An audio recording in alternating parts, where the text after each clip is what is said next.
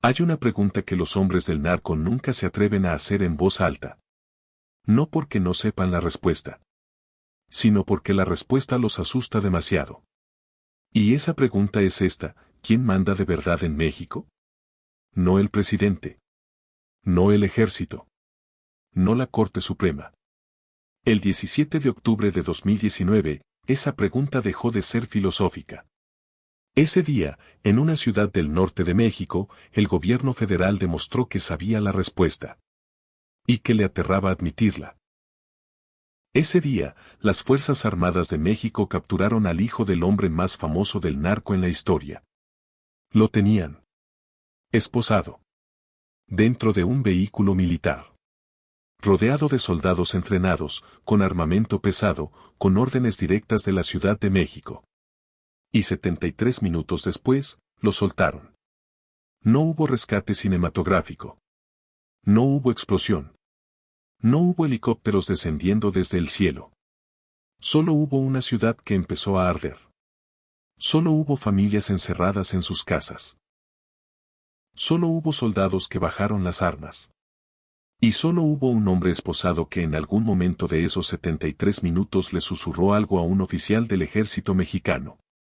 Algo que ese oficial jamás repitió públicamente. Algo que hizo que ese mismo oficial, esa misma noche, tomara una decisión que cambió su vida para siempre. Eso es lo que nadie te ha contado del Culiacanazo. No la versión oficial. No el comunicado de prensa. No el análisis político. La otra versión. La que circula en voz baja entre quienes estuvieron ahí. La que los periodistas conocen pero no publican. La que los soldados recuerdan pero no confiesan. Esta es la historia de El Ratón. De los 73 minutos que detuvieron el tiempo. Y del secreto que todavía nadie se atreve a decir en voz alta. Si llegaste hasta aquí, ya sabes que este canal no es para todos. El archivo prohibido existe para los que quieren la historia real, no la que te dan en los noticieros. Si quieres seguir escuchando lo que otros callan, suscríbete ahora. Porque lo que viene a continuación es exactamente el tipo de historia que no encontrarás en ningún otro lugar. Para entender lo que pasó ese 17 de octubre, necesitas entender quién era Ovidio Guzmán López antes de ese día. Porque el mundo lo conoció en cuestión de horas. Pero el mundo no sabía nada de él hasta ese momento. Ovidio es el cuarto hijo de Joaquín Guzmán Loera, el Chapo. Nació en 1990, en el seno de una familia que ya era, para ese entonces, una de las más poderosas y más peligrosas del continente americano. Creció viendo cómo su padre construía un imperio. Creció aprendiendo que el poder no se pide, se toma. Y que el miedo es la moneda más valiosa que existe. A diferencia de sus hermanos mayores, Ovidio no buscaba el protagonismo. No era el tipo que aparecía en corridos ni el que daba entrevistas a periodistas valientes o suicidas. Era discreto. Metódico. Paciente. Mientras el Chapo estaba en la cárcel peleando batallas legales que sabía que iba a perder, Ovidio silenciosamente fue ascendiendo dentro de la estructura del cártel de Sinaloa. Junto con su hermano Joaquín, Ovidio formó lo que se conoce como los Chapitos. Un grupo dentro del cártel que no solo heredó el apellido de su padre, sino también sus métodos, sus contactos y algo más importante que todo eso, su red de lealtades. Pero Ovidio tenía algo que el Chapo nunca tuvo del mismo modo. Tenía la frialdad de quien creció sabiendo exactamente en qué mundo vivía. No había romanticismo en él. No había el ego del hombre que construyó todo desde cero. Ovidio era producto de un sistema que su padre diseñó. Y los productos de un sistema lo conocen mejor que su propio creador. Para 2019, Ovidio era buscado por Estados Unidos. La DEA lo quería. La Fiscalía General de México tenía una orden en su contra. Y el gobierno del presidente Andrés Manuel López Obrador, que había llegado al poder prometiendo una nueva estrategia de seguridad, necesitaba demostrar que era capaz de golpear a los grandes.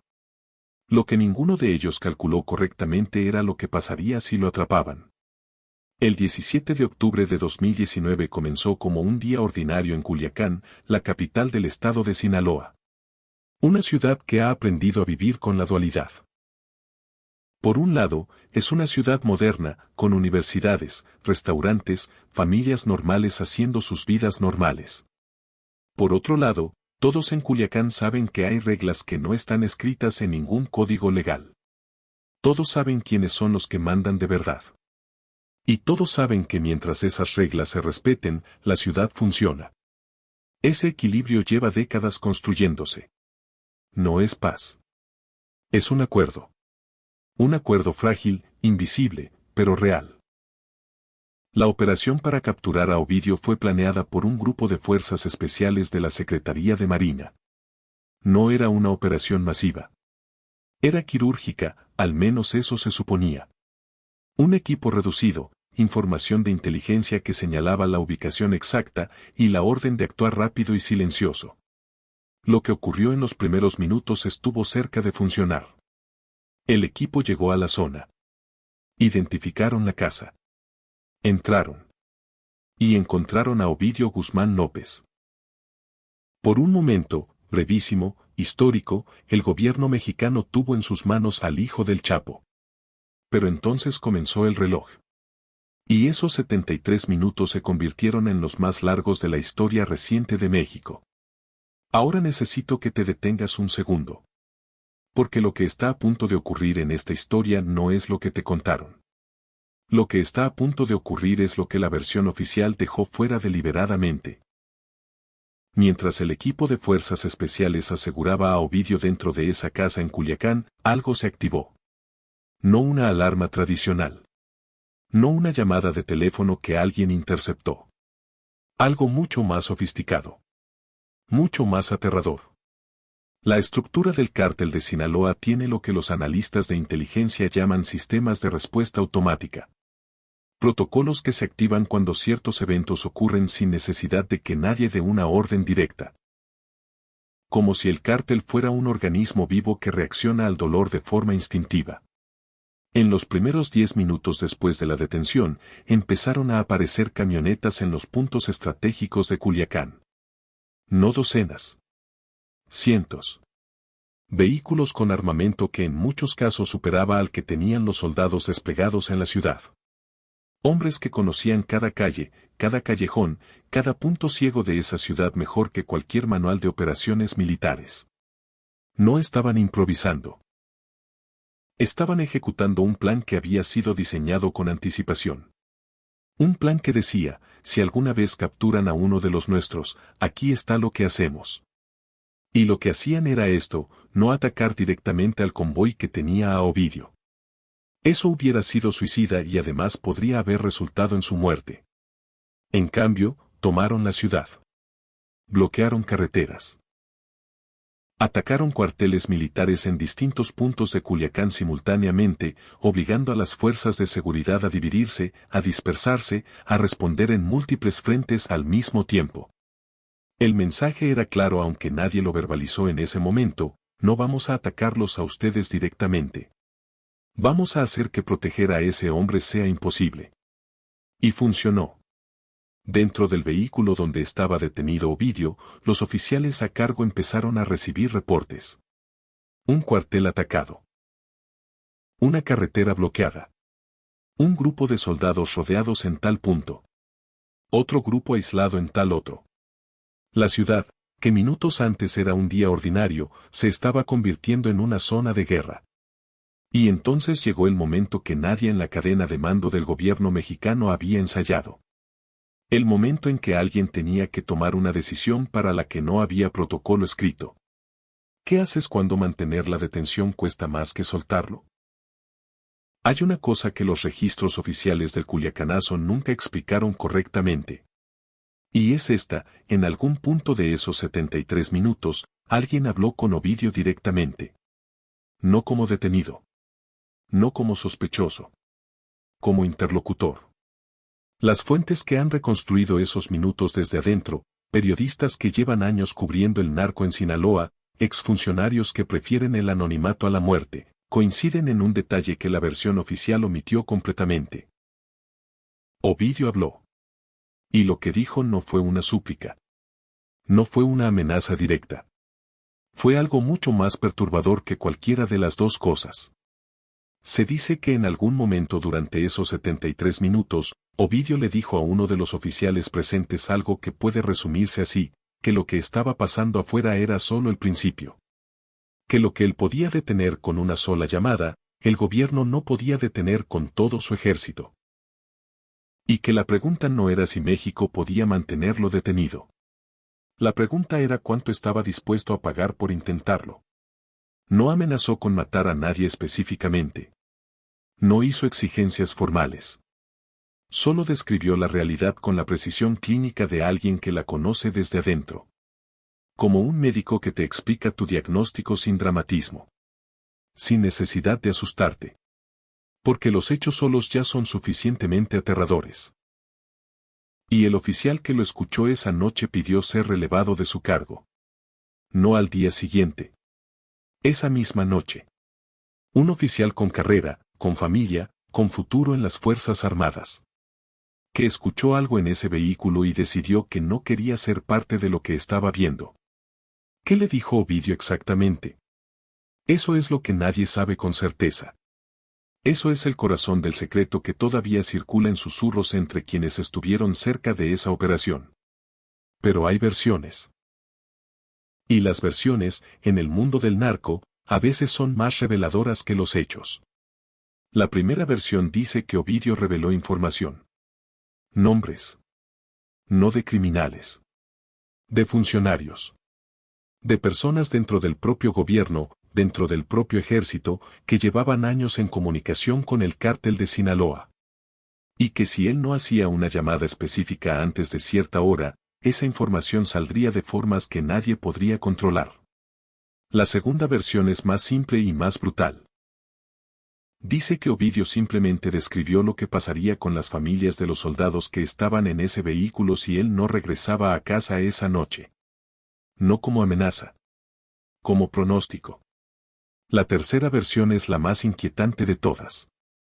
Y es la que más circula entre quienes conocen la estructura interna del cártel de Sinaloa desde adentro. Esta versión dice que Ovidio no amenazó a nadie. Que no reveló nombres. Que no hizo ningún tipo de chantaje convencional. Lo que hizo fue mostrarle al oficial algo. No palabras. Una evidencia. Un documento, una fotografía, algo físico o digital que cambió en segundos la comprensión que ese oficial tenía de su propio mundo. Algo que le demostró que la realidad en la que creía que vivía no era la realidad que existía. Y que algunas verdades, una vez que las ves, no puedes dejar de verlas. Nadie sabe cuál de las tres versiones es verdad. Tal vez ninguna. Tal vez las tres al mismo tiempo. En el narco, la leyenda y el hecho conviven con una comodidad que resulta imposible en cualquier otro contexto. Lo que sí sabemos, porque está documentado, porque ocurrió frente a cámaras y testigos y corresponsales internacionales, es lo que pasó después. A las 24 horas del 17 de octubre de 2019, el gobierno mexicano emitió un comunicado. Informaba que, por razones de seguridad pública, para proteger la vida de la población civil de Culiacán, se había tomado la decisión de liberar a Ovidio Guzmán López. La persona que leyó ese comunicado en voz alta, frente a las cámaras, fue Alfonso Durazo, entonces secretario de Seguridad Pública de México. Su voz no tembló. Su cara no mostró lo que debía estar sintiendo. Leyó las palabras con la calma burocrática de quien ha aprendido que la dignidad, en ciertos momentos, consiste exactamente en eso, en no dejar que te vean romperte. Pero el comunicado en sí mismo, la existencia de ese texto, fue la confesión más honesta que un gobierno mexicano había hecho en décadas. Confesaba que había un poder en México que el Estado no podía controlar. Que había un nombre que el Estado no podía retener. Y que la soberanía, esa palabra que aparece en todos los discursos y en ninguna realidad, tenía límites que nadie se atrevía a trazar en un mapa. El culiacanazo se convirtió en noticia internacional inmediatamente. Los titulares en todo el mundo eran variaciones del mismo tema: México suelta al hijo del Chapo bajo presión del narco.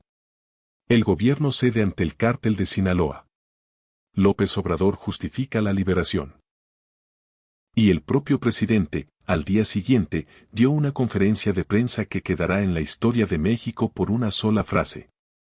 Una frase que sus defensores citaron como pragmatismo y que sus críticos citaron como rendición. Dijo, no fue una decisión fácil, pero se tomó para preservar la paz y la seguridad de los culiacanenses. 32 personas murieron durante el Culiacanazo. Eso también quedó fuera de muchos titulares. Pero hay algo que ocurrió después del Culiacanazo que casi nadie analizó con la atención que merecía. Algo que, para quienes conocen la lógica interna del narco mexicano, fue más significativo que la liberación misma. Ovidio Guzmán, libre, regresó a sus actividades. El cártel de Sinaloa continuó operando. Y en los meses que siguieron, algo cambió en la forma en que el gobierno mexicano se relacionaba, en la práctica, con los grandes cárteles del país. No hubo más operaciones quirúrgicas de alto perfil contra los chapitos. No en los meses inmediatos. No con esa intensidad. Como si algo hubiera quedado implícitamente establecido esa noche. Una línea que no se cruzaba. Un entendimiento que no se verbalizaba pero que todos en el sistema reconocían.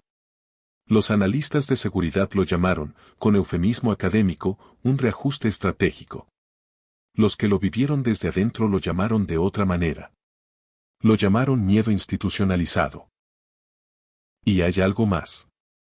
Algo que ocurrió exactamente 3 meses después del Culiacanazo y que casi nadie conectó directamente con los eventos de esa noche, pero que quienes llevan años siguiendo la arquitectura del poder en México no pueden ver de otra manera.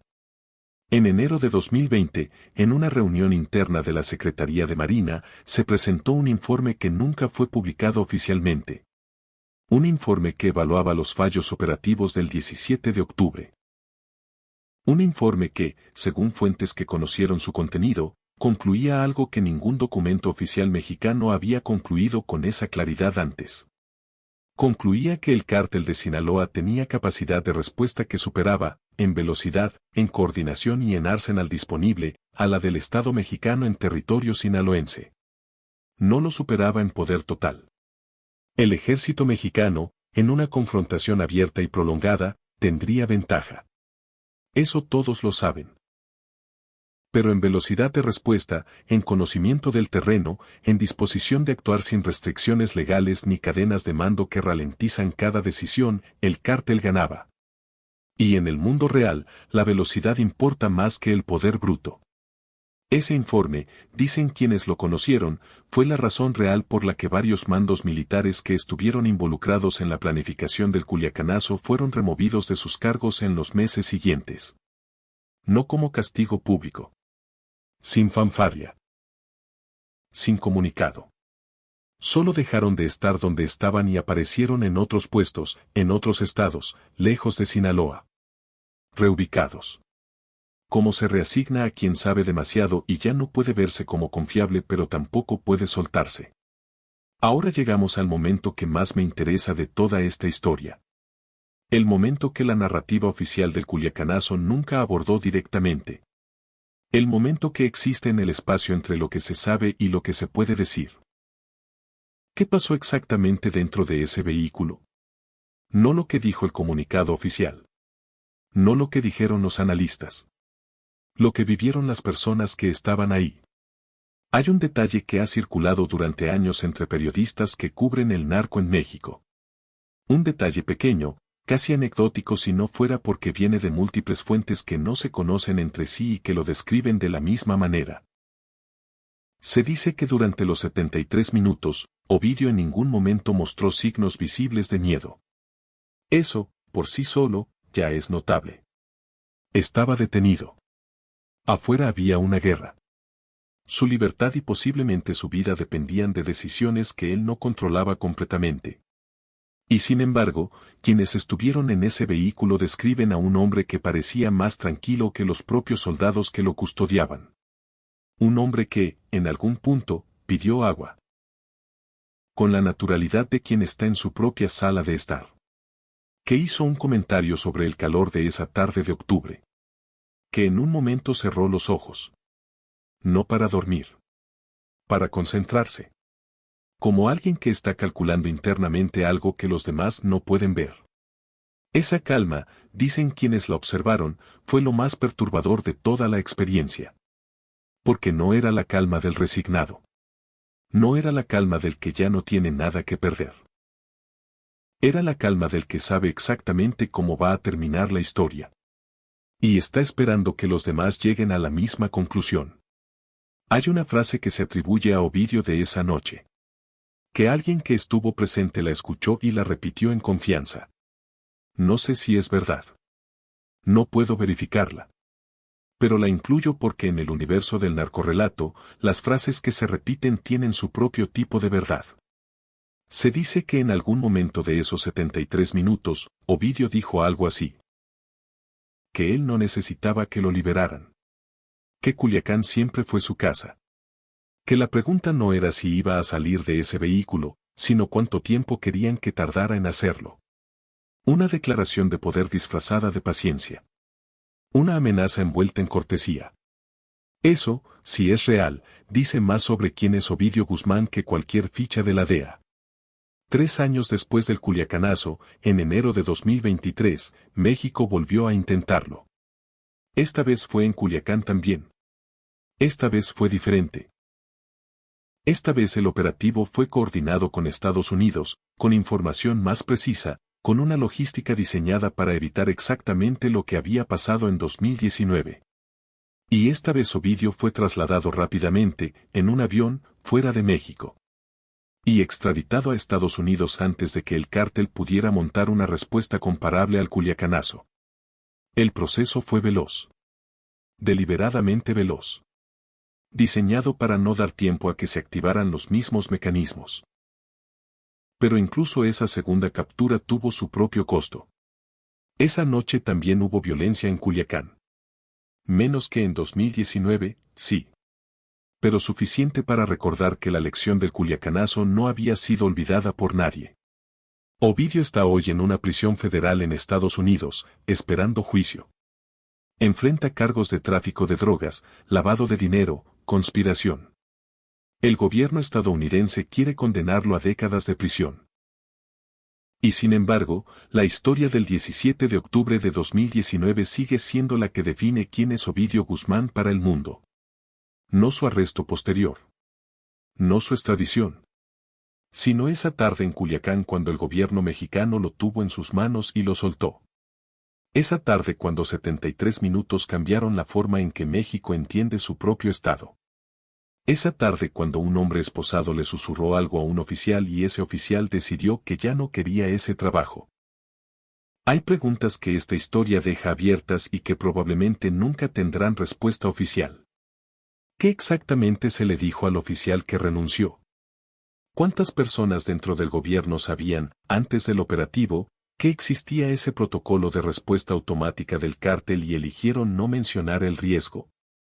¿Hubo alguien dentro de la cadena de mando que, en el momento en que las cosas se complicaron, facilitó en alguna forma la presión que llevó a la liberación? En el mundo del narco, las preguntas sin respuesta no son vacíos. Son mensajes. Son la forma en que el poder comunica lo que no puede decirse directamente. El silencio oficial sobre los detalles del Culiacanazo es, en sí mismo, una confesión. Porque los gobiernos no guardan silencio sobre sus éxitos. Guardan silencio sobre sus heridas. Y el Culiacanazo fue, quizás, la herida más visible que el narco mexicano le ha infligido al Estado en décadas. No porque haya habido una batalla, sino porque no la hubo. Porque el Estado calculó el costo de pelear y decidió que era demasiado alto. Esa decisión, esa rendición silenciosa de 73 minutos, dijo más sobre el balance real de poder en México que años de estadísticas, que cientos de operativos, que miles de detenciones de mandos medios. Dijo que hay territorios en México donde el Estado entra como huésped y sale cuando le dicen que salga. Dijo que hay apellidos en México que funcionan como escudos que ningún tribunal puede atravesar completamente. Y dijo que hay hombres en México que pueden estar esposados dentro de un vehículo militar y aún así ser los que tienen el control de la situación. Eso es lo que pasó el 17 de octubre de 2019 en Culiacán. Eso es lo que nadie te dijo cuando viste los titulares. Eso es lo que el archivo prohibido existe para contarte. No la historia de los héroes y los villanos. No la narrativa limpia donde el bien y el mal tienen fronteras claras. La historia real. La que vive en los detalles que se omiten. En las renuncias que no se explican. En los comunicados que dicen todo con lo que no dicen. La historia de un país que en 73 minutos tuvo que mirarse al espejo y reconocer algo que llevaba décadas fingiendo no ver. Ovidio Guzmán López sigue siendo, para muchos en Sinaloa, algo más que un capo. Es la prueba viviente de que la lealtad tiene más poder que la ley. Que el territorio tiene más peso que la soberanía. Que hay estructuras de poder que el Estado no construyó y que, por esa misma razón, el Estado no puede desmantelar simplemente queriendo hacerlo. ¿Qué pasará cuando llegue su juicio en Estados Unidos? ¿Qué dirá? ¿A quién mencionará? ¿Qué secretos cruzarán la frontera con él? Esas son las preguntas que los hombres del poder en México llevan años tratando de no hacerse en voz alta. Porque algunas respuestas son más peligrosas que las preguntas. Y algunas historias, como esta, no terminan con un veredicto. Terminan con un silencio. Con el mismo silencio que hubo en un vehículo en Culiacán, una tarde de octubre, cuando el tiempo se detuvo durante 73 minutos. Y el mundo tuvo que esperar a que alguien decidiera cuando volvía a moverse. Si te gusta nuestro contenido, no olvides suscribirte a nuestro canal y dejar tu me gusta para seguir apoyándonos. Activa la campanita para no perderte ninguno de nuestros videos. Gracias por acompañarnos.